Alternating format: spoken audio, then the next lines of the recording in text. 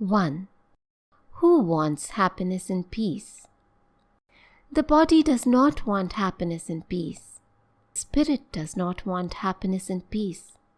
So who wants happiness and peace? When the spirit touched with the body, the concepts began to appear. They started creeping in and growing, one by one. Prior to beingness, there were no concepts, no language and no words, such as peace, happiness, spirit or presence. There was nothing. Who is going to be looking for happiness and peace after leaving the body? Everything comes from nothing and everything goes back to nothing. This reality must be established within you.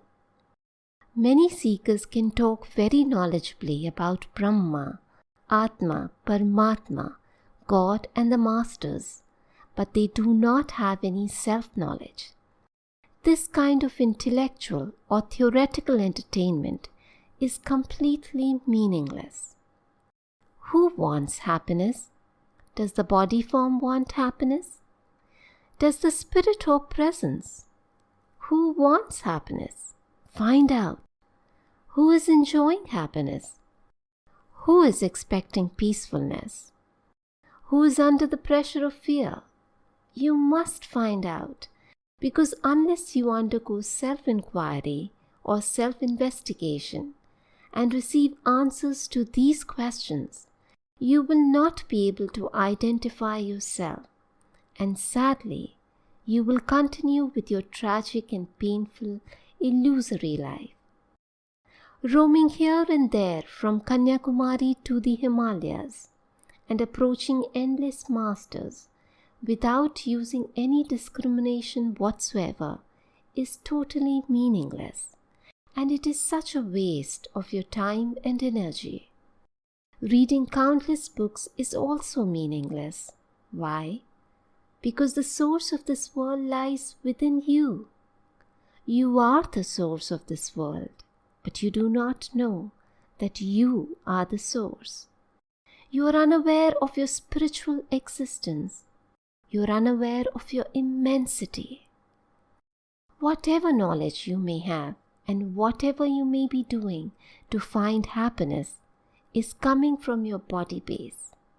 It is coming from your I am the body form stance. You consider yourself to be the body form, and therefore your search is driven by the ego, which has assumed the pose of a separate individual. Accumulating knowledge only serves to enlarge the ego. Sometimes you will experience temporary relief from the stresses of life, but this relief is only temporary because your base, your viewpoint, your perspective is body-based and therefore illusion. It is a fact that the body is not your identity at all. What is the purpose of spirituality? Prior to beingness, there was no spirituality. After the body expires, there will be no spirituality either. Find out how your spirituality is helping you, if it is, in fact, helping you. What is your conclusion after reading and studying all these books? There must be a conclusion. Don't just keep reading and reading. You have read all the books, but you have not read the reader. It is pointless to keep reading and reading without identifying the reader. Identify the reader. Identify the searcher. What are you looking for? Who is looking? What are you getting out of spirituality? There must be a conclusion. Is your knowledge practical knowledge?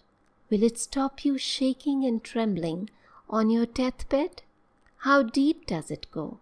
Find out. I'm not telling you to stop reading books or to stop visiting masters. I'm asking you to try and identify yourself. Ask yourself, who wants all these things? That unidentified identifier is already within you, but we have forgotten our true identity. When the spirit touched with the body, all your discomfort and disease began. And so, your expectations for happiness suddenly arose. In India, we give honey to the young children. We give them something sweet to make them feel better when they are upset or crying. Similarly, we try to make ourselves feel better using different means: comfort food, comforting relationships, stimulating company, family support, etc. We find whatever we can to ease our discomfort and ameliorate our suffering. We carry with us some illusory hope that we can obtain happiness from this illusory world. This is an impossibility. Unless you try to identify your selfless self, you will not be able to find real happiness, true happiness. Where were such words as happiness and peacefulness prior to beingness? The spirit or presence that is acting within the body does not need these. Spirit does not need anything. We have so many needs and wants simply because we consider ourselves to be separate body forms with separate identities. I'm the body, I'm somebody, I'm Chinese, I'm Indian, I'm Japanese, or whatever. This is not your identity at all. To identify yourself in a real sense, a process of reciting the mantra and meditation is essential. With this practice, you will regain your original identity, called Brahma, Atma, Paramatma, God, Master, that you are. And after spontaneous conviction, you will be able to face any challenge head-on. Nothing will be able to touch you because you will know, truly know, that you have nothing to do with this illusory world.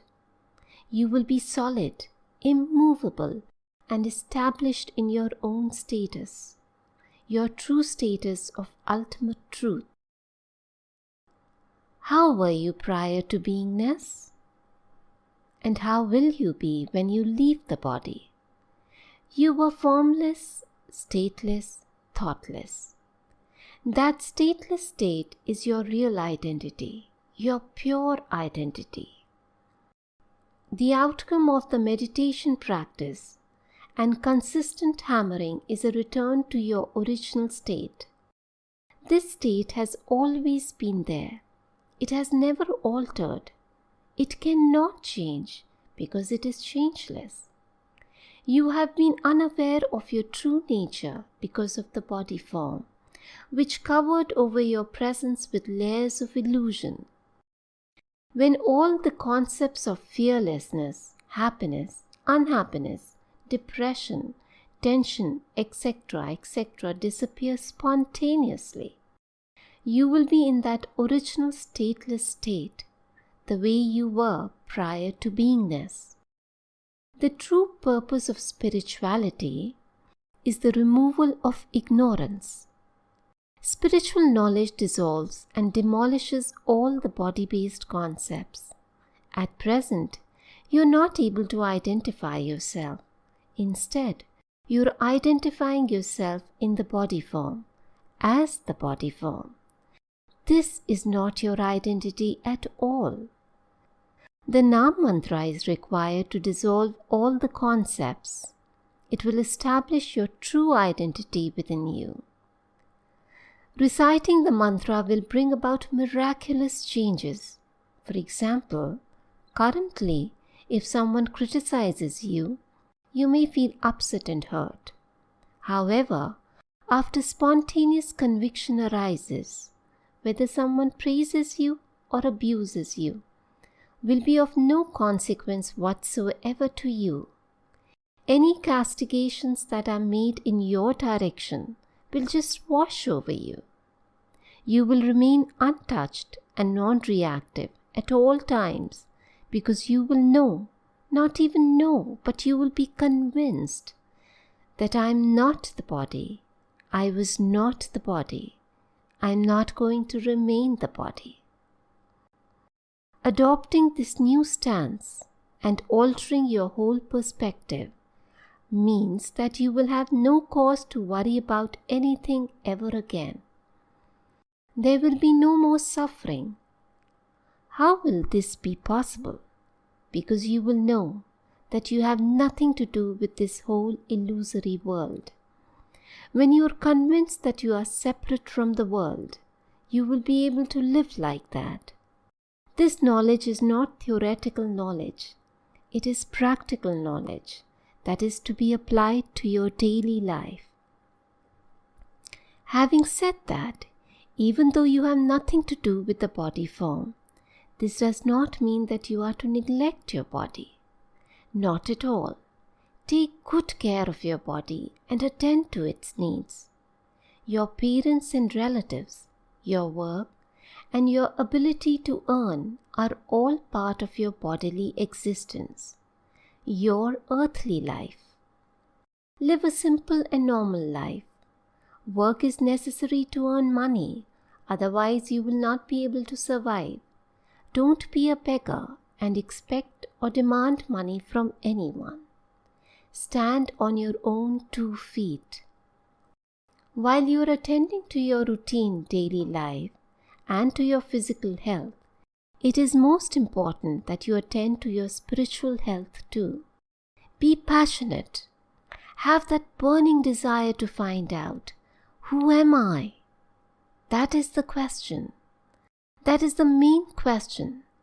If I am not the body, if I was not the body, if I am not going to remain the body, then who am I? The questioner is itself the ultimate truth, the final truth. The invisible questioner is the answer. The invisible questioner has been called Brahma, Atma, Paramatma, or God. Who or what is that Brahma, Atma, Paramatma? It cannot be defined. It is nameless. It can be compared to the space or the sky. Your presence is just like the space or sky, but you are subtler, even more subtle than that. You are formless, omnipresent. After spontaneous conviction, I am not the body. I was not the body. I am not going to remain the body. Your original identity will be exposed, and then, in spite of living in this illusory world, you will remain unconcerned with the world. This is the purpose of spirituality.